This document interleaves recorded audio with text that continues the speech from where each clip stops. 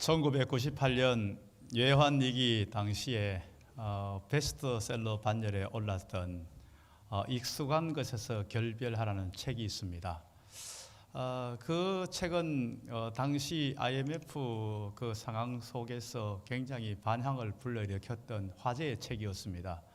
책을 지은 사람은 한국 IBM 경영혁신 팀장을 지냈었던 구본형 씨입니다. 자신 스스로 경영혁신 전문가라고 그렇게 자칭하면서 자신의 삶의 현장 또한 이렇게 여러 가지 회사의 여러 가지 현장과 사회의 여러 가지 구조를 통해서 익숙한 것에서 결별하라는 그런 책을 지었습니다. 이제 이 책 자체가 굉장히 영향을 미친 것은 사실은 익숙한 것 자체에서 사람들은 뭔가 이렇게 벗어나는 것을 굉장히 힘들어합니다. 그런데 그것을 벗어나지 않고는 도저히 변화도 성장도 경험할 수 없다는 것을 분명하게 밝혀줬기 때문입니다. 우리나라가 지금 세계 경제 10대 강국이 되었습니다. 그런데 그게 되어진 그 계기가 언젠가를 보면요, 너무나 묘하게도 IMF를 지나고 난 후입니다. 그리고 전문가들이 다들 이야기하고 진단하기를 우리가 경제대국 10위로 진입하게 된 계기를 IMF 위기라고 이야기합니다. 위기를 통하여서 경제 이 구조를 잘 조정을 하였고 여러 가지 혁신을 만들면서 그러면서 그렇게 되었다는 겁니다. 물론 그때 상당히 아픔을 많이 겪었습니다. 우리는 많이 힘들었습니다. 그렇지만은 그 아픔과 고통을 통해 가지고 이제 그 모든 익숙한 것을 이제 결별함으로 말미암아서 우리가 오히려 위기가 기회가 되었다는 것을 우리에게 잘 보여주는 그러한 내용이라는 것이죠. 실제적으로 우리는 이러한 익숙한 것에서 결별하는 이것은 굉장히 힘들어하고 아파하고 이것을 그렇게 하려고 하지 않는 모습을 우리는 일반적으로 보이고 있습니다.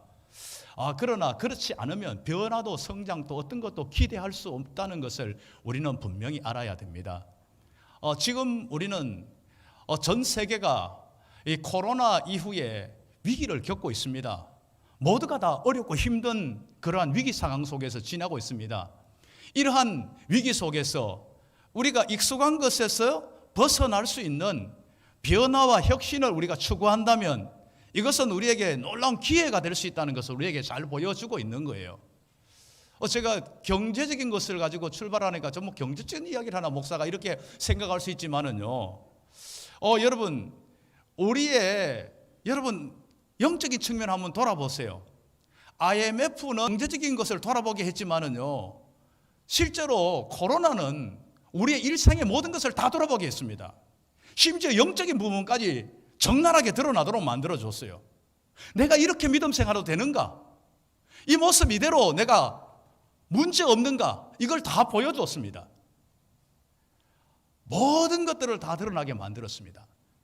이때에 우리가 이것을 통하여서 우리가 변화와 혁신을 통하여서 우리가 익숙한 것에서 결별한다면, 그렇다면 우리는 놀라운 성장과 변화와 발전을 경험하는 그러한 오히려 기회가 될 수 있다는 것을 우리에게 잘 알려주고 있습니다. 오늘 본문을 보면요, 예수님의 제자들이 지금 현재 근심하고 있는 모습이 나오고 있어요. 왜 근심하고 있는가 하면요, 3년 동안 동고동 나가면서 함께 지냈던 그 예수님께서 이제 내가 아버지께로 간다는 겁니다. 너희들하고 이별한다는 겁니다. 이별한다는 이 말씀을 들을 때에 제자들은 지금 너무 충격적이에요.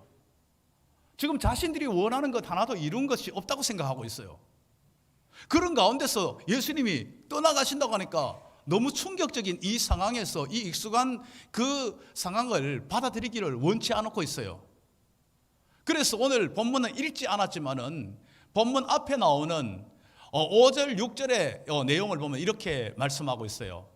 지금 내가 나를 보내시기로 가는데 너희 중에서 나더러 어디로 가는지 묻는 자가 없고, 그 다음에 7절에서 도리어 내가 이 말을 함으로 너희 마음에 근심하였도다, 근심이 가득하였도다, 이렇게 말씀하고 있어요. 지금 현재 내가 아버지께로 가는데 너희가 묻지 않는다는 거예요. 묻지 않는다는 거예요. 지금 묻지 않는 이유는 뭡니까? 생각하기도 싫다는 거예요. 예수님이 떠나간다는 게 싫다는 거예요. 우리와 함께 계속 있기를 원하고 있다는 그런 마음을 그냥 표현하고 있다는 거예요. 마치 이런 식이에요. 부모가 이제 자식한테 중요한 이야기를 해주려고 있지, 내가 죽거든 말이야. 그러면 엄마 죽는 소리 하지 마, 절대 그 말 하면 안 돼. 뒤에 지금 중요한 말 하려고 그러는데 그냥 죽는 소리 하지 말라니까, 그런 말 하지 말라니까 듣기 싫어 나는. 이런 식으로 딱 막아버리는 거예요. 완전히 그냥 그 말을 듣기를 원치 않는다는 거예요. 그러니까 생각하기도 싫다는 거예요. 그리고는 어떻게 된가 하면, 정말 그래 되면 어떻게 하나? 그러면 근심에 가득 차 있는 이러한 모습을 지금 현재 지니고 있는, 이게 바로 제자들의 모습입니다. 제자들의 모습이에요. 그런 모습을 지금 제자들이 지니고 있어요.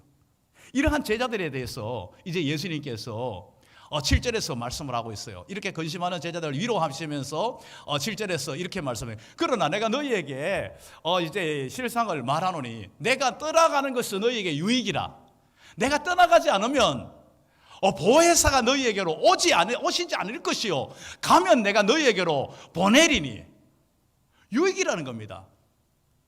자, 이제 예수님께서 떠나가시면 유익된다는 사실을 분명히 알려주고 있는 거예요. 왜 유익이 된다는 거? 첫 번째는 육신으로 입은 예수님이 함께 있는 건 늘 좋지만은 성령님께서 오셨으면 어디든지 늘 항상 동행하는 이 삶을 살아갈 수 있기 때문에 유익된다는 것을 말씀하시고, 또 왜 유익된다는 것인가 하면요, 여러분 만약에 한번 생각해 보세요. 예수님이 안 떠나시고 계속 같이 있다고 생각해 보세요.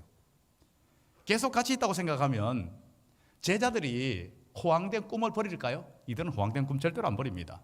호황된 꿈 뭡니까? 정치적인 메시아입니다. 정치적으로 이스라엘 나라 회복입니다. 그리고 회복되고 나면 한자리 차지하는 거 정치적인 야심입니다. 이 꿈을 절대로 제자들은 안 버려요. 안 버려요. 예수님이 떠나가심으로 말미암아서 이들은 이제 우선은 그것이 모든 꿈이 무너지는 것 같지만은 진짜 꿈을 알게 되는 거예요. 예수님께서 이 땅에 진짜 오신 목적을 알게 되는 거예요. 왜 죽으셔야 하는지, 왜 부활하시고 승천하시고 왜 성령이 와야 되는지를, 그것을 이제 성령님을 통해서 깨달아 알게 된다는 사실을 분명하게 보여주고 있는 겁니다. 그렇기 때문에 예수님이 떠나가시는 이 자체가 유익이 된다는 것을 분명하게 말씀을 해주고 있습니다. 이렇게 성령이 오시면 유익이 된다는 것을 실제적으로 제자들은 얼마 지나지 않아서 경험하게 됩니다. 이제 예수님께서 이제 죽으시고 부활하시고 승천하시고 난 후에 성령이 임하십니다. 성령이 임하고 난 후에 제자들의 모습을 한번 보세요. 제자들은 완전히 변해버렸습니다. 3년 반 동안 따라다닌 제자들, 사실은 모습을 보면 너무 실망스럽지요. 베드로 믿을 만한 그를 실제로 여겼는데 예수님 모른다고 3번이나 부인하면서 기종 앞에서 정말 부인하면서 그렇게 도망쳤던 그 베드로, 겁쟁이 베드로, 그 베드로가 성령이 임하자 사람이 어떻게 이렇게 바뀔 수 있어요? 너무 담대합니다. 너무 담대합니다. 너무 무능하고 정말 시시해 보였던 그 베드로가 정말 설교하는 모습 보세요. 예수님이 가르쳐 줬는 건데 그걸 다 몰랐는데 성령이 충만하고 난 후에 예수 그리스도가 이 땅에 왜 오셨는지, 왜 죽으셔야 하는지, 왜 정말 이 모든 일들을 이루어내셨는지, 이 모든 것들을 너무너무 잘 전하고 있어요. 우리는 사도행전을 보면서 너무 놀랍습니다. 이게 베드로가 설교하는 게 맞나 할 정도입니다. 그 베드로의 설교 설명도 잘하지만은 그 설교에 능력이 있어요. 권세가 있어요. 그 설교를 듣는 청중들이 우리가 어찌할꼬 하면서 회개하면서 3,000명씩 5,000명씩 회개하고 뒤집히는 역사가 나타나요. 왜요? 성령을 통했어요. 성령을 통해서 이런 놀라운 역사가 나타나는 것을 보여주고 있다는 겁니다. 베드로뿐입니까? 바울은 어떻습니까? 다른 제자들은 어떻습니까? 모두가 다 성령에 충만하고 나니까 완전 딴 사람이 되어버린 겁니다. 그들의 가치관, 그들의 신앙관, 그들의 인생관, 그들의 비전이 달라지는 거예요. 완전히 뒤바뀐 모습을 나타내 보여주는 것을 우리는 알 수가 있습니다. 그렇습니다. 성령이 우리 가운데 임할 때 이렇게 놀랍게 역사하게 된다는 것을 우리에게 보여주면서 내가 너에게 떠나가는 것이 유익되다는 것을 예수님께서 실제적으로 얼마 지나지 않아서 보여준 거예요. 실제로 우리는요, 예수 믿으면서 때로는 이해 못할 일들이 있어요. 내가 예수 잘 믿고 있는데 내가 받아들이기 싫은 것들이 나 앞에 생기를 날 수 있어요. 내가 원하는 것은 나에게 오지 않고 원치 않는 것이 나에게 좋아 보이지 않는 것이 나한테 오는 것을 느낄 때가 있어요. 그러나 그것이 전부가 아니라는 거예요. 결국은 이 모든 것들은 이제 성령님께서 우리에게 유익되다는 것을 깨닫게 해주신다는 것을 우리에게 분명히 알려주고 있다는 겁니다. 그러면서 이제 성령이 충만한 그러한 성도는 세상에 대해서 타협하는 그러한 삶이 아니라 세상을 오히려 변화시키는 그러한 삶을 이제는 자신 있게 당당하게 담대하게 살아갈 수 있는 것을 우리에게 보여줍니다. 이제 8절 말씀을 보면 이렇게 말씀하세요. 8절 우리 같이 한번 읽어보겠습니다. 자, 시작. 그가 와서 죄에 대하여 의에 대하여 심판에 대하여 세상을 책망하시리라. 자, 지금 현재 성령님께서 죄에 대해서 의에 대해서 심판에 대해서 세상을 책망하시리라. 세상을 책망한다, 드러낸다는 겁니다. 죄와 의와 심판에 대한 것을 드러낸다는 겁니다. 사람들은 죄를 인정하지 않으려고 하고 있어요. 의가 뭔지도 몰라요. 심판도 뭔지 몰라요. 진짜 심판이 뭔지를 몰라요. 이런 모든 것들을 다 들춰낸다는 겁니다. 이 책망하시라 이것은요, 마치 법정에서 죄를 막 인정하지 않으려고 막 하고 있는데 그 피고에게 재판관이 당신은 이런 죄를 지었다는 사실을 확 드러내고 있는 거예요. 드러내고 있는 거예요. 우리가 죄를 드러낸다는 것이 왜 축복이 됩니까? 세상은 죄를 가려야, 죄를 잘 가리는 것이 정말 이렇게 잘 벗어나는 것이 그 사람이 운이 좋은 사람이고 그 사람이 기회를 잘 잡은 사람인데 왜 그렇습니까? 우리는요, 죄가 분명히 우리 가운데 드러나야만이 우리는 복된 사람이 됩니다. 우리 인생의 근본적인 모든 문제가 어디서 출발하고 죄의 문제입니다.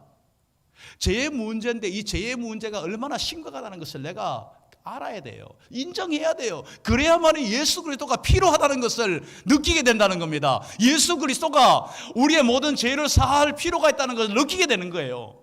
죄를 인정하지 않는 사람들은 이 모든 것들을 출발부터 은혜의 관문에 출발부터 못 들어가는 거예요. 성령이 우리 가운데 오시면 이 죄를 우리가 죄인 줄로 알도록 깨닫도록 만들어준다는 겁니다. 그렇지 않으면요, 죄를 잘 인정 안 해요. 여러분, 세상 사람들 보세요. 선악과를 따먹어서 인간의 죄가 들어왔다고 할 때에 세상 사람 어떻게 생각합니까?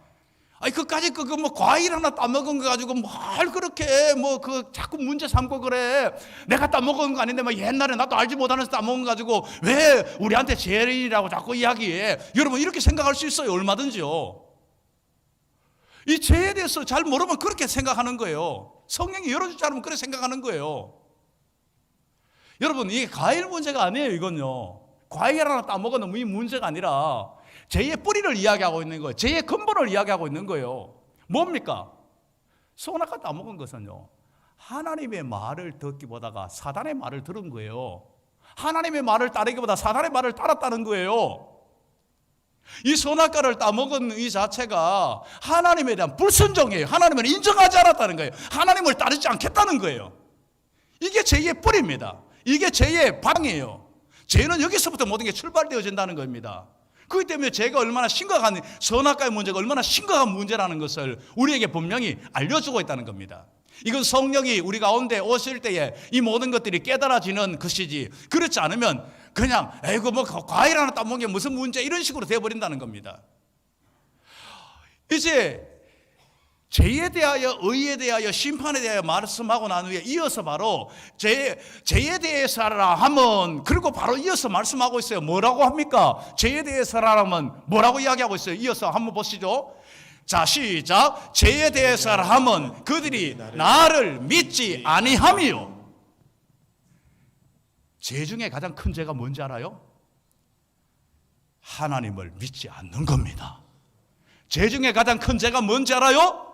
예수 그리스도를 구주로 인정하지 않는 것입니다. 이걸 모르면요, 사람이 조금 착하게, 조금 선하게, 의롭게 산다고, 아이고 뭐 저 사람이 지옥 가면 누가 천국 가, 이런 식으로 이야기하는 거예요. 여러분, 죄 중에 가장 큰 죄가 하나님을 하나님으로 인정하지 않는 거예요. 죄 중에 가장 큰 죄가 예수 그리스도 구속 사역을 받아들이지 않는 거예요. 여러분, 아버지를 아버지로, 어머니를 어머니로 인정하지 않으면 그보다 더 큰 불효가 어디 있습니까? 나라의 왕을 왕으로 인정하지 않으면 그보다 그 반역이 없는 거예요. 옛날 같으면요. 우리는 분명히 알아야 됩니다. 하나님을 하나님으로 인정하지 않는 게 가장 큰 죄예요. 이걸 어떻게 깨닫는 거예요? 성령께서 깨닫게 해주신다는 거예요. 이 모든 것들을 성령께서 깨닫게 해주신다는 겁니다. 그래서 성령께서 우리 가운데 찬송가 우리 나오잖아요. 성령이여 강림하사 나를 감하시고 애통하며 회개한 마음 충만하게 하소서. 성령께서 우리 가운데 오셔서 죄를 깨닫게 하시고 애통하고 회개한 마음 충만하게 우리를 허락해 주신다는 겁니다. 이것을 우리에게 분명하게 말씀을 해주고 있는 것입니다. 성령의 이 사람이 되어지게 될 때에 죄를 죄로 압니다.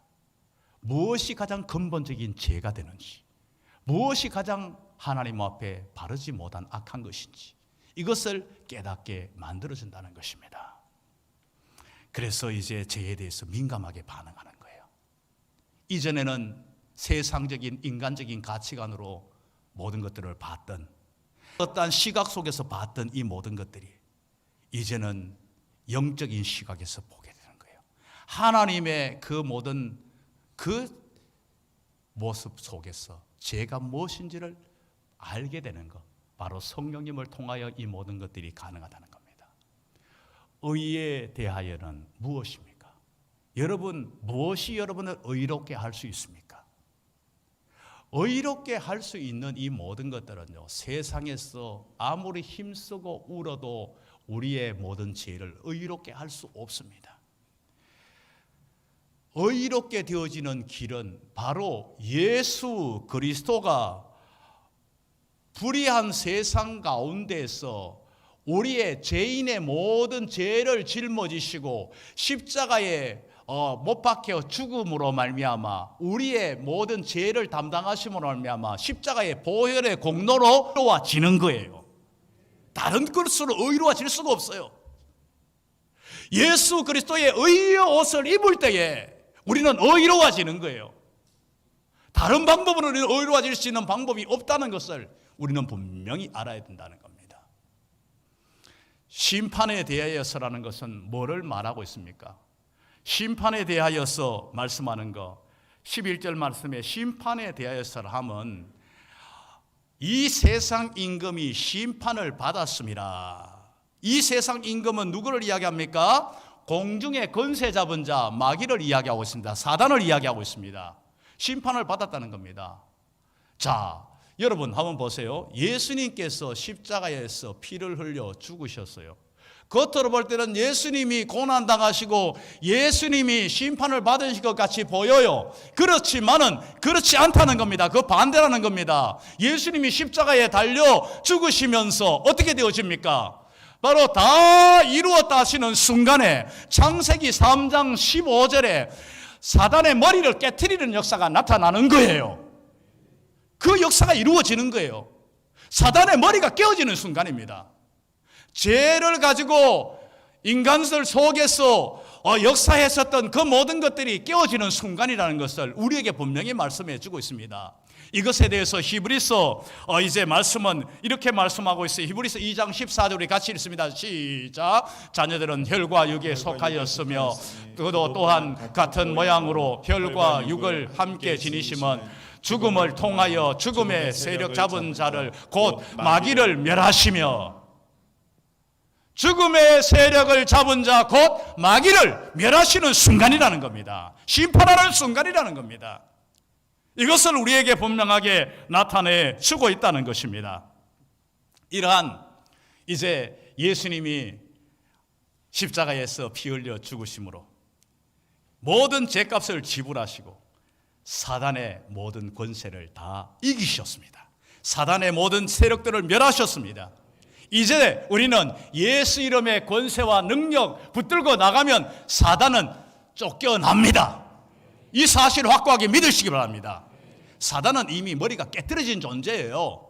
사단은 마치 덫에 걸린 사자와 같아요. 덫에 걸린 사자가 지금 막 그냥 으르렁거려서 막 표를 하고 있어. 그러나 가만히 보면 사자가 덫에 걸렸기 때문에 꼼짝달싹 못해요.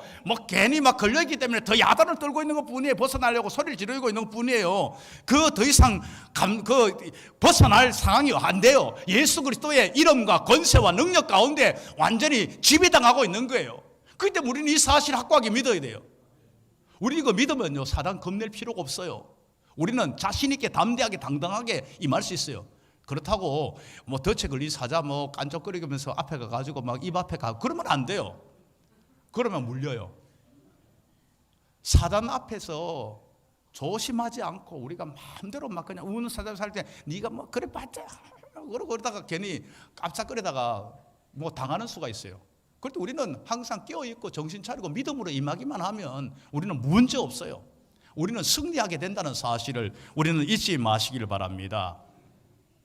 성령님은 우리를 어떻게 한다고 13절에서 말씀하고 있습니까? 같이 한번 읽습니다. 13절 말씀입니다. 자, 시작. 그러나 진리의 성령이 오시면 그가 너희를 모든 진리 가운데로 인도하시리니 그가 스스로 말하지 않고 오직 들은 것을 말하며 장래 일을 너희에게 알리시리라. 아멘. 진리의 성령이 오시면 너희를 모든 진리 가운데로 인도해 가신다고 말씀해 주고 있다는 것입니다. 여러분, 진리가 뭡니까? 진짜 진리가 뭡니까? 진리는 예수 그리스도입니다. 예수님께서 요한복음 14장 6절에서 내가 곧 길이요 진리요 생명이니, 예수님만이 진짜 진리입니다. 세상에는 진리가 없어요.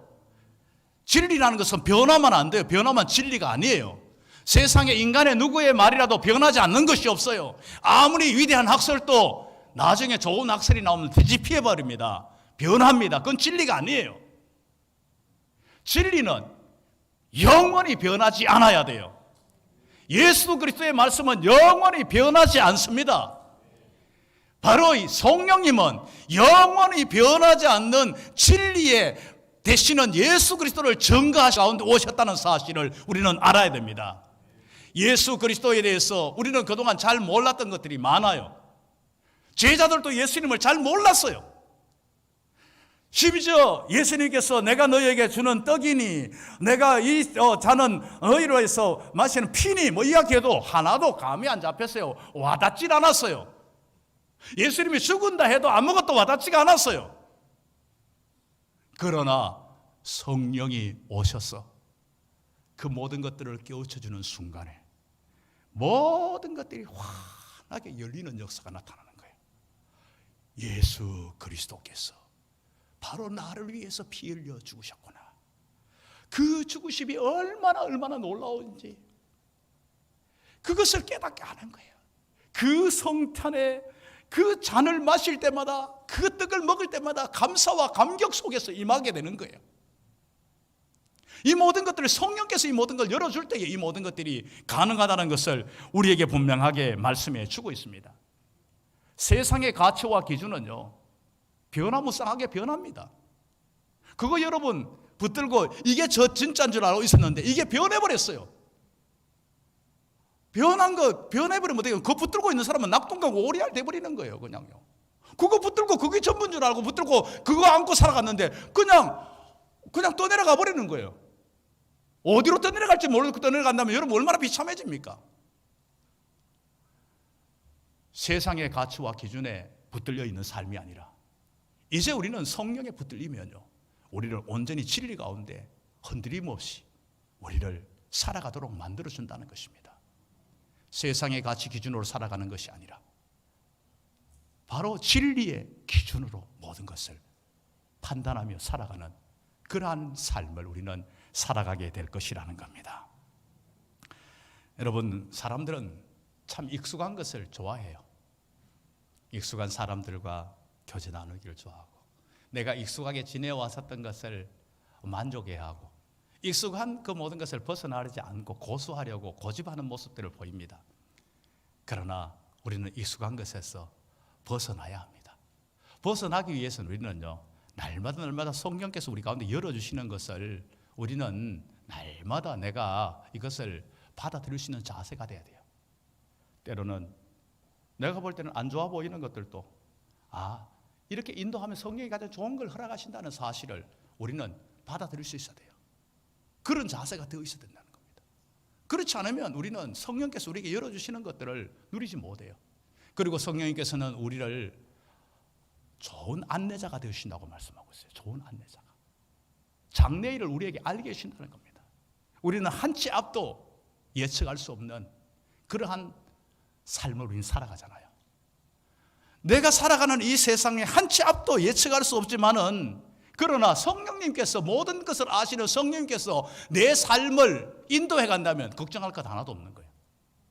제가 한 번도 가보지 않는 어느 나라를 갔는데요, 그 나라의 가이드가 100번을 가봤대요. 그 자리를 100번 가봤대요. 제가 그 가이드 신뢰가 되더라고요. 그리고 몇 마디 들어보니까 이건 신뢰가 딱 되는 거예요. 그 순간부터 이 사람 옆에 붙어 있으면 나는 괜찮다. 그 옆에 다 막 틈만 나면 이 사람 옆에 붙어 있는 거예요. 붙어가지고 이 사람 하는 말 듣고 이 사람이 하는 대로 이 따라가니까 아무 문제가 없는 거예요. 한 번도 안 가봐도 문제가 없는 거예요. 우리의 앞길이 어떤 일이 펼쳐질지 아무것도 알지 못하더라도 여러분 불안해할 필요 없습니다. 걱정할 필요 없습니다. 믿음의 길이 좁은 길, 협착한 길에도 걱정할 것 없어요. 왜요? 성령님이 우리의 가이드 되시니까요. 성령님 우리를 도우시니까. 성령님은요, 보혜사, 돕는 분, 상담자라고 되어 있지만 또 나의 옆에서 도우시는 분이십니다. 나의 옆에서. 나와 늘 동행하시면서 도우시는 분이십니다. 이분이 우리와 함께 하신다면 우리는 걱정할 일 전혀 없다는 사실을 우리는 분명히 알아야 됩니다. 이 성령님께서 우리를 열어주실 때에 우리는 모든 것에서 걱정할 것 없고, 우리를 인도하실 때 우리는 아무것도 걱정할 게 없다는 것을 알아야 됩니다. 한국 초대교회의 위대한 인물 중에 하나가 길선주 목사님 아닙니까? 이 길선주 목사님, 우리나라 처음부터 예수 믿는 사람 어디 있어요? 길선주 목사도 예수를 믿지 않은 사람이었어요. 청년이었어요. 그런데 정말 친구를 잘 만나야 돼요. 친구 중에서 김종섭이라는 친구가 있었어요. 이 김종섭이라는 친구가 그 당시에 어떻게 철로역정이라는 책을 구했는지, 물론 철로역정은 성경 다음으로 많이 보급되고 읽혀진 책이 철로역정이에요. 철로역정을 그 당시에 어떻게 책을 구해가지고 이것을 친구 길선주에게 준 거예요. 한번 읽어보라고 준 거예요. 길선주는 원래 한학을 많이 했던, 유교에 깊이 적어져 있던 사람이고 책을 좋아했던 사람입니다. 그런데 그 책을 읽는 순간에 이 길선주가 완전히 그냥 엄청난 큰 충격을 받아가지고 깊은 번뇌 속에 빠져버립니다. 완전히 고민을 더해가지고 정상적인 생활을 못할 정도가 되어버린 거예요. 그래서 그 김종섭 친구에 찾아갔어요. 야, 너가 전 책을 읽고 나니 내가 정신을 못 차리겠다. 내가 좀 정상적인 생활을 안 한다. 어떻게 해야 되냐 그러니, 그러면 그 책에 나타나는 그분에게 한번 기도해 보라는 거예요. 그분이 어떻게 기도하는 거냐? 여기는 옛날에 그냥 천지신명 이렇게 믿지 않아, 그밖에 안 믿었는데 어떻게 기도하는 거야? 그냥 하늘에 계신 상제께 해보라 그러는 거예요. 그래가지고 막 기도를 하는데, 기도를 하는 가운데 그냥 너무 안타까움, 답답한 마음으로 기도하는 가운데서 하나님 좀 알게 해주세요. 내가 어떻게 해야 됩니까? 그런 가운데서 갑자기 이름이 들리는 거예요. 선주야, 선주야 하며 들리는 거예요. 그러면서 내가 너를 사랑한단다. 내가 너를 구원했단다. 그 순간에 이 몸이 불덩어리가 되어버리는 거예요. 성령의 충만을 받은 거죠. 불덩어리가 돼가지고 그런 가운데서 뜨거워져가지고 변화되고 나니까 이 길선주라는 사람이 막 그냥 그동안에 지나왔던 모든 것들이 다 완전히 뒤바뀌는, 완전히 삶이 뒤바뀌는 그러한 순간이 되어지는 거예요. 그러고 난 후에 우리나라 평양 대부흥 1907년 장대영 교회 누구를 출발로 기점으로 태워지는가 하면요, 길선주 목사님이 주역입니다. 평양 대부흥의 주역이 길선주 목사님입니다. 이 일이 있고 난 후에 한국에는 곳곳에 부흥의 역사가 막 나타나는 거예요. 성령의 역사가 곳곳에서 나타나는 거예요. 뭐 제가 전에도 말씀드렸지만은 시골에 우리 부친은 뭐 노름이나 하고 막 이렇게 지내왔던 이런 부친이었어요. 땅도 다 잃어버리고 막. 그러고 난 후에 그곳에까지 예수 복음이 들어온 거예요. 복음이 들어가지고 막 가슴이 막 뜨거워지니까 막 이제 어떻게 된가 막 그 집회를 갔는데요. 저는 그 어릴 때 그 이야기 하는데 뭐 동화 속 이야기가 전 믿겨지지가 않았어요. 집회를 하고 있는데 갑자기 막 불덩어리가 막 날라오더니 막 가슴에 확 들어붙는데 와 뜨거우면서 막 대굴대굴 굴었다는 거예요. 그러고 나니 완전히 뒤집혀버려요. 완전히 뒤집혀버렸어요. 이전의 모든 행실들을 다 뒤바뀌어져 버리고 완전히 새로워져 버린 거예요. 그 한 사람이 바뀌니까 온 집안이 다 바뀌고 온 집안 속에 저도 바뀌어가지고 여러분 앞에 서 있는 거예요. 저도 전부터 바뀐 건 아니에요. 그러나 아버지를 뒤바뀌었던 성령님이 나도 뒤바꿔버리고 나의 인생관, 나의 세계관, 나의 가치관, 나의 비전을 다 바꿔버린 거예요. 성령이 우리에게 임하실 때 이러한 놀라운 역사가 임하게 된다는 사실을 우리에게 보여주고 있는 것입니다. 우리는 예수 믿는 성도로서 이 땅을 살아갑니다. 예수 믿는 성도로의 삶을 제대로 살아가는 건 쉬운 일이 아니에요. 참 어려워요. 그냥 세상에서 일반적인 삶은요, 나만 잘하면 돼요. 나만 잘하면. 남한테 피해 안 주고 조금씩 그냥 선한 일 조금씩 하면 그러면 참 좋은 사람이라고 인정받아요. 그런데 성령의 사람이 되면요, 어떻게 되는가 하면요, 내가 은혜를 받으면 받을수록, 내가 잘 믿으면 잘 믿을수록 나한테는 엄청난 부담감이 오기 시작합니다. 가정을 향한 부담감, 교회를 향한 부담감, 이 민족과 열방까지 나갑니다. 여러분 생각해 보세요. 얼마나 큰 부담입니까 이거요? 내 하나 잘 사는 정도로 되는 게 아니라 이 땅을 변화시키는 막 엄청난 그런 사명감, 부담감까지 짊어집니다. 여러분 이거 어떻게 감당할 수 있나요? 내 하나도 책임지기 힘든 이 세상 속에 어떻게 감당할 수 있나요? 이 모든 것들을 감당하게 가능하게 만드는 게 바로 성령의 능력입니다. 성령이 우리에게 임하시면 이 모든 일들을 넉넉히 감당하게 만들어 주실 줄로 믿습니다. 바로 제자들이 그랬어요. 제자들이 자기 하나 믿음도 못 지키는 그러한 사람들이었지만은 그 사람들을 통하여서 전 세계에 복음의 불을 지피는 역할을 감당했다는 것입니다. 세상은 비록 험합니다. 세상은 오히려 우리에게 환난을 가져다 줍니다. 시련을 우리에게 안겨다 줍니다. 그러나 우리가 걱정할 것 없어요. 오늘 본문 읽지 않았지만은 33절 말씀을 같이 한번 읽어볼까요? 시작. 이것을 너희에게 이르는 것은 너희로 내 안에서 평안을 누리게 하려 함이라. 세상에서는 너희가 환난을 당하나 담대하라. 내가 세상을 이기었노라. 할렐루야. 세상에서 환난을 당할 수 있어요.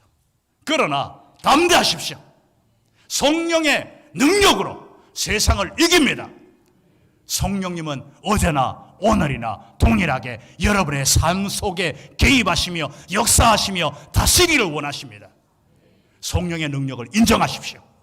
성령의 그 능력 가운데 날마다 서서 승리하며 우리를 진리 가운데로 인도하시는, 장래의 모든 것들을 알게 하시고 인도하시는 그 성령님과 동행하며 승리의 삶을 살아갈 수 있는 복된 우리 모든 성도들이 될 수 있기를 주님의 이름으로 축원합니다.